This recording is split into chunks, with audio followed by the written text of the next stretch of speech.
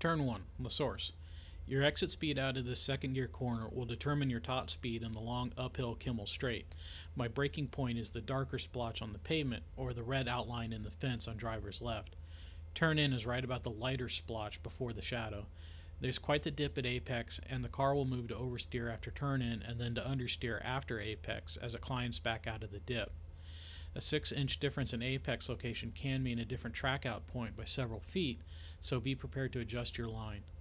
Personally, I don't worry too much about picking up a 1x on track out like I did this time and usually do about 1 out of every 3 laps, but worrying about that is up to you, obviously.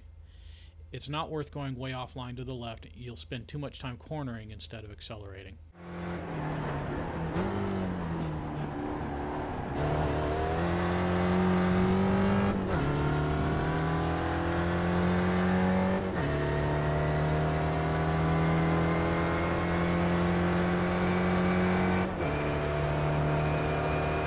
The Rivage complex is 5th gear the whole way through, and Rivage is actually only the first left.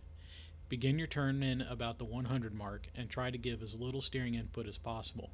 Use all of the red and white curbing for both Rivage and the final left. On the last part, you can actually go much further to driver's left in the SRF than I did here. Do that in an aero car and you'll probably spin. I tend to shy away from that because I don't like the instability in the car going over the backside of the curbing. Watch my speed and tack down the straight. The spec reaches a kind of terminal velocity on Kimmel, so it's important to get to it as quickly as possible.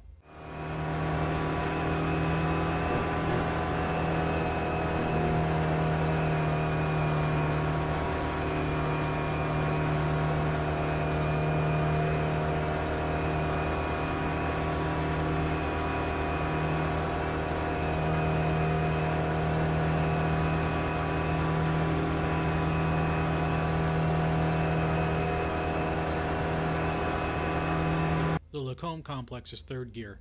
Brake about the Marshall station on the right and use all of the curbs for both the right and the left. A lift off the throttle may be necessary for turn in on the left-hander.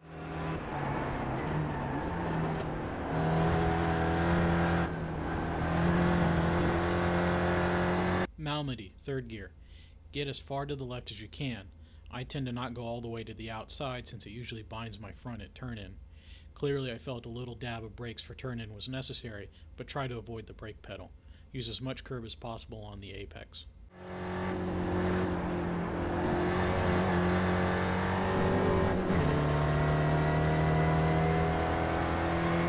Rivage, 3rd gear. This is a 180-degree corner and it does tighten up a little at the exit. It is a fast entry. Brake right before the beginning of the outside curbing. If you can see the orange tabs on the top of the inside guardrail, take note of them. The first is at the beginning of the corner and the second is at the midpoint. Use throttle as necessary to push the balance of the car back to the front.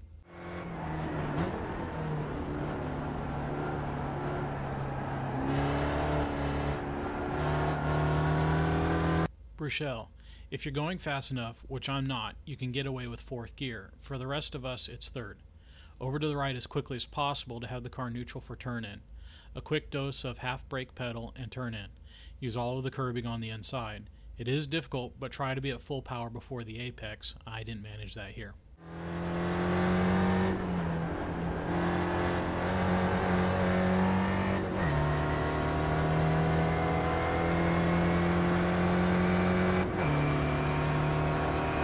Puhan, 4th gear.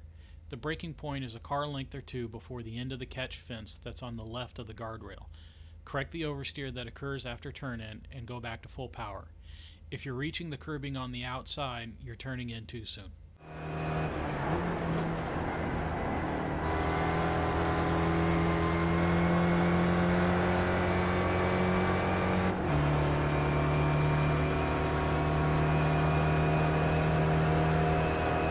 Depending on who's talking, this right-left complex is either Campus or La Fagne. Brake before the beginning of the curbing on the left and drop down to 3rd gear. The first apex is just at the orange tab or at the end of the 3-part curbing.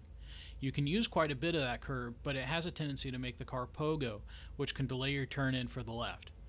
For the left, some lift throttle may be necessary to get the front to bite, but you shouldn't brake.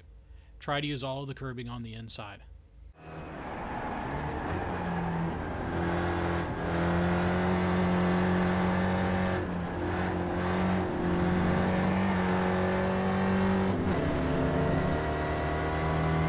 This double right complex used to be called only Stavelot until they named part of it after a significant Belgian racer and completely ignored the other two members of the great triumvirate of Belgian racers.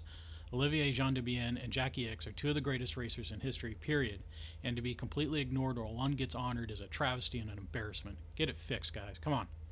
Stavelot is the most important corner on the track. This is the origin point for the fastest straight. Brake just before the curbing, down to third gear, use all the curbing on the inside, and back to power as quickly as possible.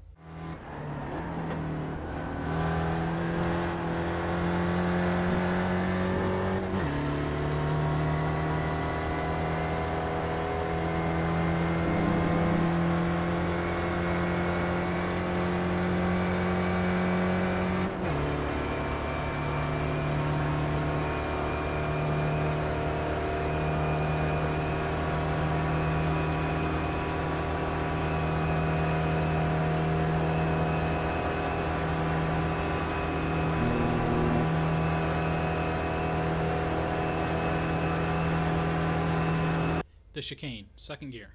This is no longer the bus stop, as it is no longer a bus stop style chicane, so don't call it that. A tenth of a second difference in exit time out of Stavelot means your braking point here can be moved by 1 or 2 car lengths, so adjust accordingly. Brake as late as you can without locking up. I'm braking right before the last shadow on track, which is about the non-existent 100 marker. The car will move to gross understeer as you reach the curbing. Apex very late, and then immediately turn in for the left. You shouldn't have to brake for the left, but you might have to come completely off throttle to get the car to turn in. Don't be too quick to full power, as even the SRF can get wheel spin.